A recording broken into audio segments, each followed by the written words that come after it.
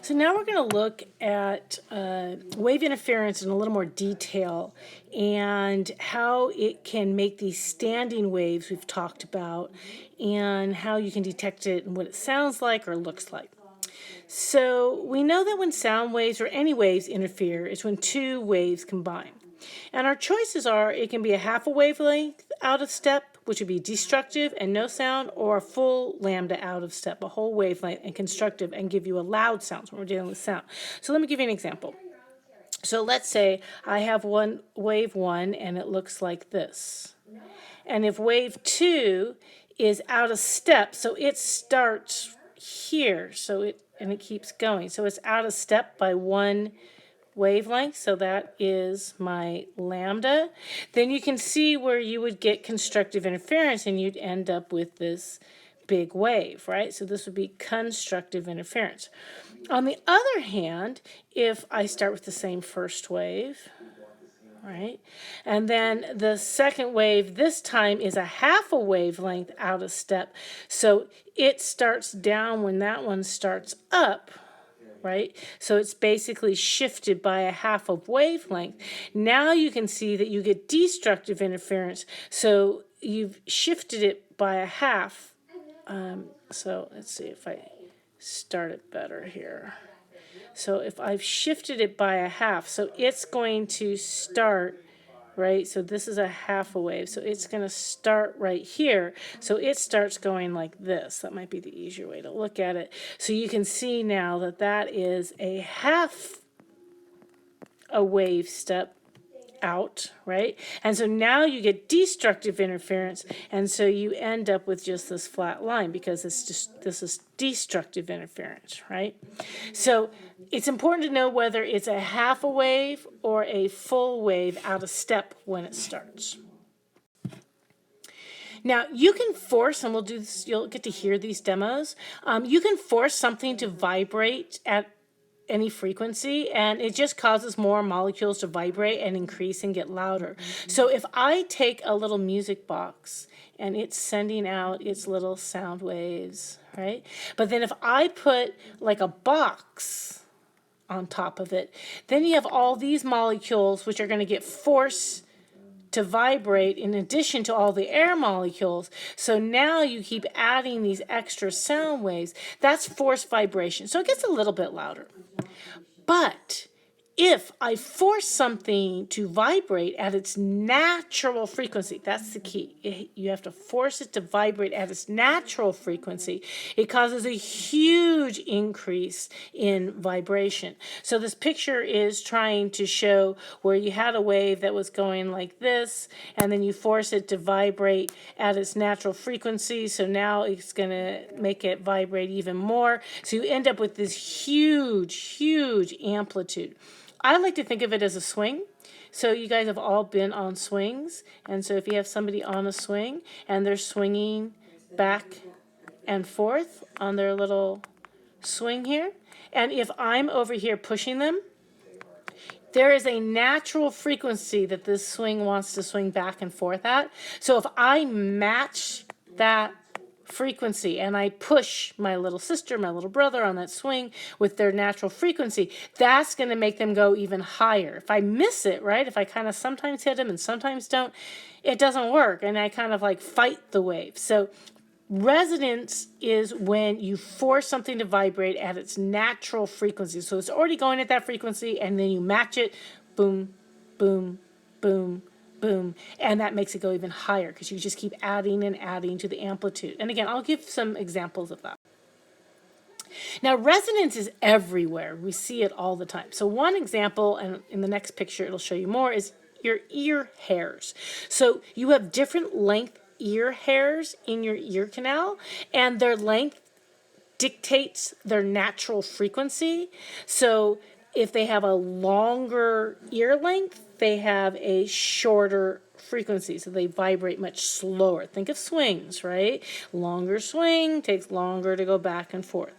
Radio tuners. I know none of you use radios anymore, but if you've ever used a radio tuner, you actually tune to the natural frequency. When you get the resonance, that's when you hear it. So if you ever heard, and then all of a sudden you hear the sound really well, that is the tuner matching the natural frequency. Flutes. When you play, you have to like make your lips match the natural frequency of whatever length wave you're trying to make. I know when my daughter first tried to play the flute, it was horrible as she tried to learn how to do that. So you kind of move your lips a little bit to be able to get the air wave coming out to match the natural frequency of the wave inside of the flute. Cell phones. Your cell phone has to match the natural frequency that's coming into it, or you get no reception, right? And Wi-Fi, same thing. The Wi-Fi has to match the natural frequency. So that's how we have different frequencies for different things. And so that the cell phones don't mess with the radio waves, don't mess with the satellites and everything else. Everything has its own natural frequency, and that's the only time you can hear it is if you match it. Ears use different hair lengths, right? That's what we said. So I just wanted you to kind of generally understand how the ear works, and we'll see a short video on it. But the sound wave comes in, and it goes into the ear canal, and then it hits the ear drum. But along the way, it goes in, right? It hits the fluid, and it goes into this cochlea, and so the sounds go in here. That's the inner ear. So it goes from the outer ear to the middle ear to the inner ear. And in this little inner ear, there are these different hairs. If you look really carefully, you can see these are longer hairs and these are shorter hairs. And so the long hairs, right, think of that as a big wavelength to make them vibrate, are going to have shorter frequencies for their natural frequency. And the shorter ones, the shorter hairs, are going to have higher frequencies. These are the ones that get damaged in older people.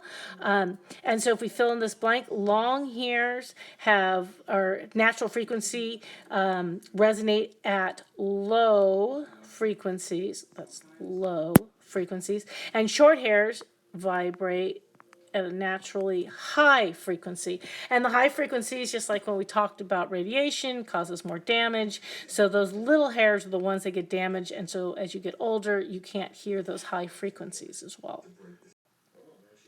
That brings us to understanding a standing wave on like a string. So this is an example of a closed system, right? So you got a node over here and you got a node over here, and it's vibrating, right? So it's vibrating up and down. And what I see here is that half of wavelength is equal to the length of my string. But I can make that vibrate in different amounts, right? So I can get a standing wave if I can get it to vibrate at half a lambda. Oh, I didn't draw it in here. I can also get it to vibrate, so I can have it vibrate like this, right? Where I still have a node and still have a node, and so L could be equal to lambda. I could also get it to work where I have 3 wave segments, 1, 2, 3, still have a node, and that now L is equal to 3/2 of lambda. Now I want you to notice when I went from this one, number 1, to number 2, to number 3, notice that the wave is getting smaller.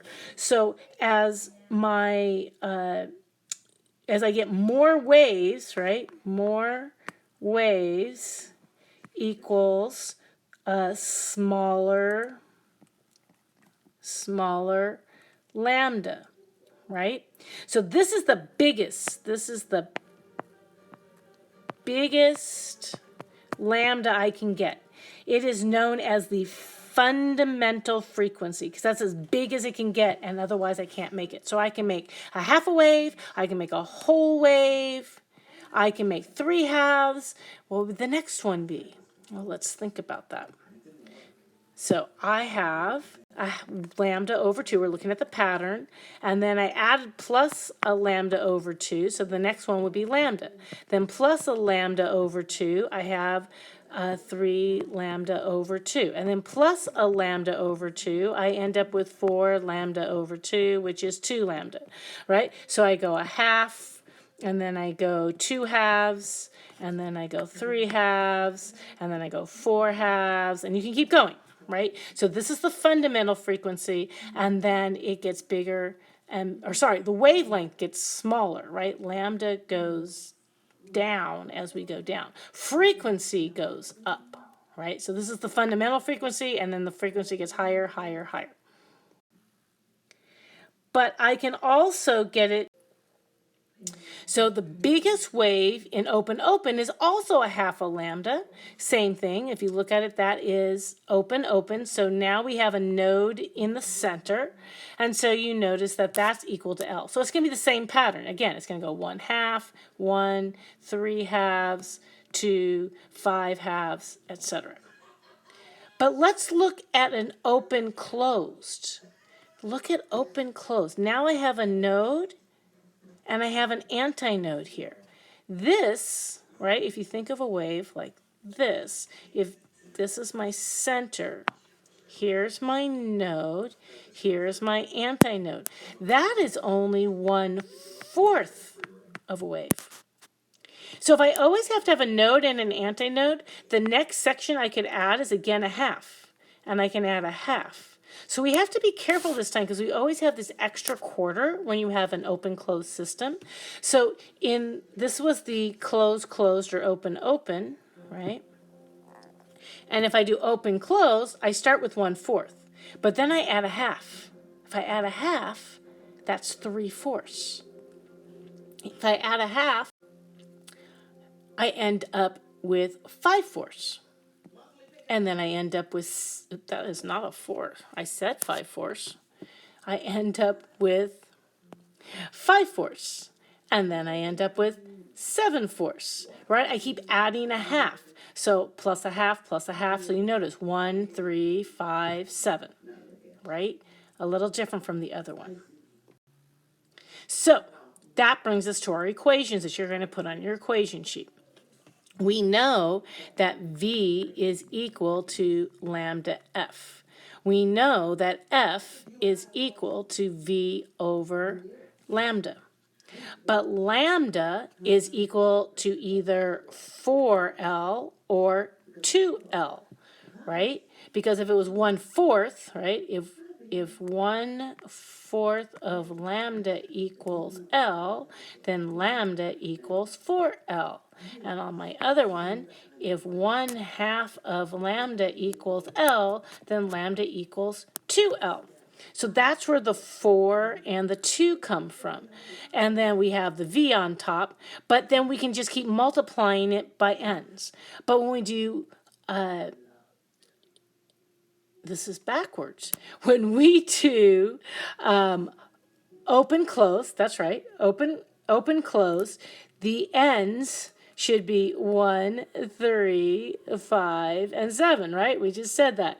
When we do open, close, close, now it can be 1, 2, 3, right? Because this one we were able to do 1/2, 2 halves, 3 halves. So 1, 2, 3.